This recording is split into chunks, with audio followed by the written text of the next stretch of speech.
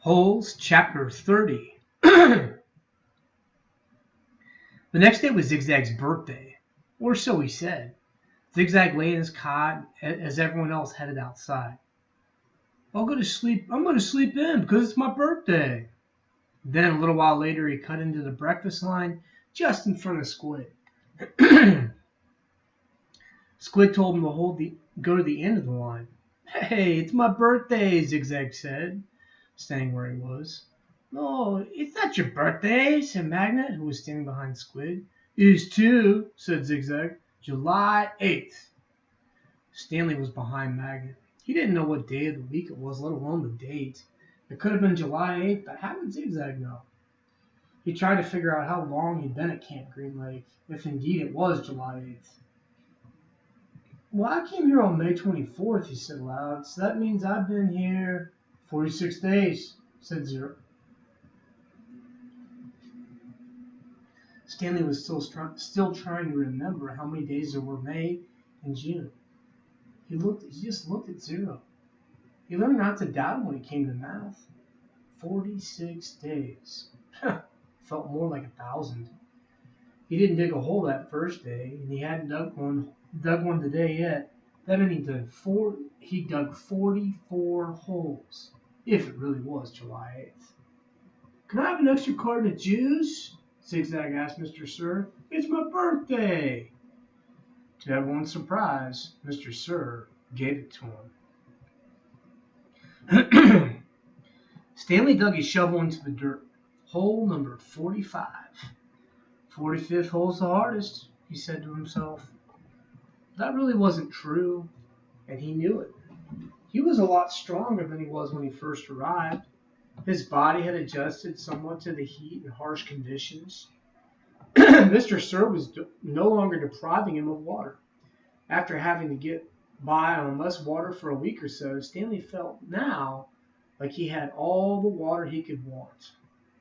Of course, it helped Zero dug some of his hole for him each day, but that wasn't as great as everyone thought it was. He always felt awkward while Zero was digging his hole, unsure of what to do with himself. Usually, he stood around a while before sitting by himself on the hard ground, with the sun beating down on him. It was better than digging, but not a lot better. When the sun came up a couple hours later, Stanley looked for the thumb of God. The mountains were a little more than dark shadows on the horizon. He thought he could make out just a spot where the top of one of the mountains seemed to jut upward, but it didn't seem very impressive. A short time later, the mountains were no longer visible, hidden behind the glare of the sun reflecting off the dirty air. It was possible, he realized, that he was somewhere near where Kate Barlow had robbed his great-grandfather. If that really was her lipstick tube he'd found, then she must have lived somewhere around here. Zero took his turn before the lunch break. Stanley climbed out of his hole, and Zero climbed down into it. Hey, caveman, said Zigzag, you should get a whip. Then if your slave doesn't dig fast enough, you can crack it across his back. Ha ha ha. He's not my slave, said Stanley. We have a deal, that's all. Yeah, good deal for you, said Zigzag. It was Zero's idea, not mine. Yeah, don't you know, Zig, said X-Ray coming over. Caveman's doing Zero a big favor. Zero likes to dig holes. Zero's a nice guy for letting Zero dig his hole for him, said Squid.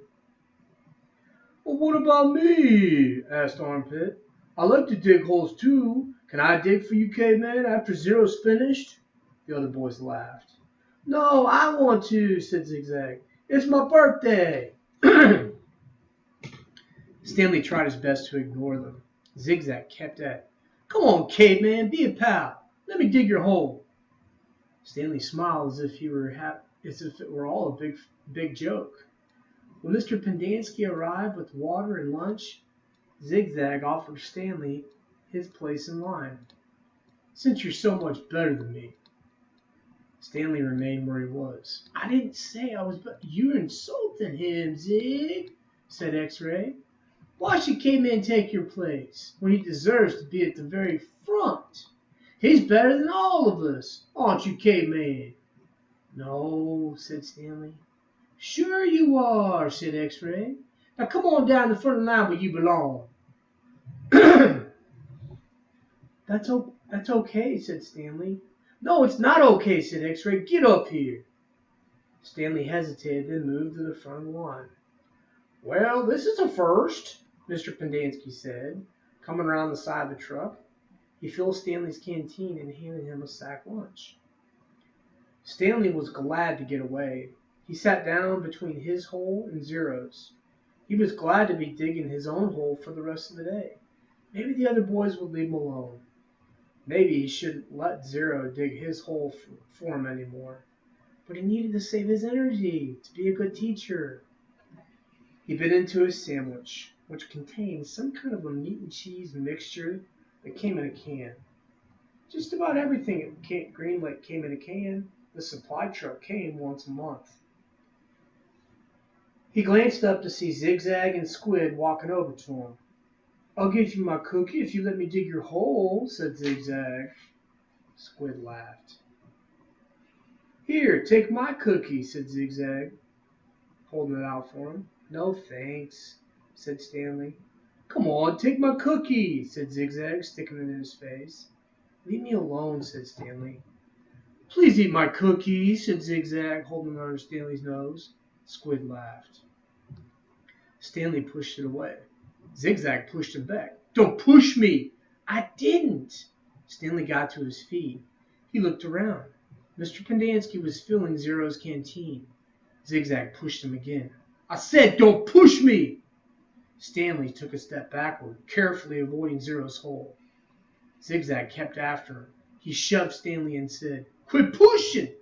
Lay off, said Armpit, as he and Magnet and X-Ray joined them. Why should he? Snapped X-Ray. Caveman's bigger. He can take care of himself. I don't want any trouble, said Stanley. Zigzag pushed him hard. Eat my cookie, he said. Stanley was glad to see Mr. Pendanski coming toward them, along with Zero.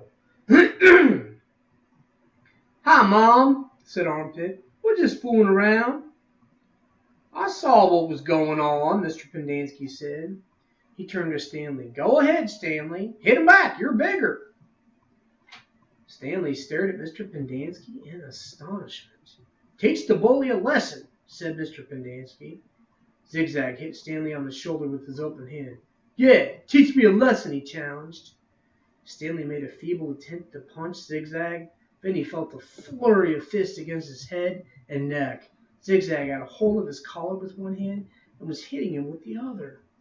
The collar ripped and Stanley fell backward onto the dirt. That's enough, Mr. Pendanski yelled. It wasn't enough for Zigzag. He jumped on top of Stanley. Stop! Shouted Mr. Pendanski. The side of Stanley's face was pressed flat against the dirt. He tried to protect himself, but Zigzag's fist slammed off his arms and pounded his face into the ground. All he could do was wait for it to be over. Then, suddenly, Zigzag was off him. Stanley managed to look up, and he saw that Zero had his arm around Zigzag's long neck. Zigzag made a gagging sound. He desperately tried to pry Zero's arm off him. You're going to kill him! Shouted Mr. Pendanski. Zero kept squeezing. Armpit charged into them, freeing Zigzag from Zero's chokehold. The three boys all fell to the ground in different directions. Mr. Pendanski fired his pistol into the air. The other counselors came running from the office. The tents were out of the lake. They had their guns drawn but holstered when they saw that the trouble was over. The warden walked over from her cabin. There was a riot, Mr. Pendanski told her. Zero almost strangled Ricky. The warden looked at Zigzag, who was still stretching and massaging his neck. Then she turned her attention to Stanley, who was obviously in the worst condition. And what happened to you? Nothing. It wasn't a riot. Ziggy was beating up Caveman, said Armpit. Then Zero started choking Zigzag, and I had to pull Zero off Zigzag. It was all over before Mom fired his gun. They It just got a little hot, that's all, said X-Ray. You know how it is. In the sun all day, people get hot, right? But everything's cool now. I see, the warden said. She turned to Zigzag. What's the matter? Didn't you get a puppy for your birthday? Zig's just a little hot, said X-Ray. Out in the sun all day. You know how it is. Blood starts to boil. Is that what happened, Zigzag? Asked the warden. Yeah, said Zigzag. Like X-Ray said, working hard in the hot sun, while Caveman just sits around doing nothing. My blood boiled. Excuse me? The warden said. Caveman digs his holes just like everyone else. Zigzag shrugged. Sometimes. Excuse me? Zero's been digging part of Caveman's hole every day, said Squid. The warden looked from Squid to Stanley to Zero. It's sort of a trade. The hole still gets dug, so what does it matter who digs it? I'm teaching him to read and write. Excuse me? Said the warden. Well, isn't it more important for him to learn to read? Stanley said.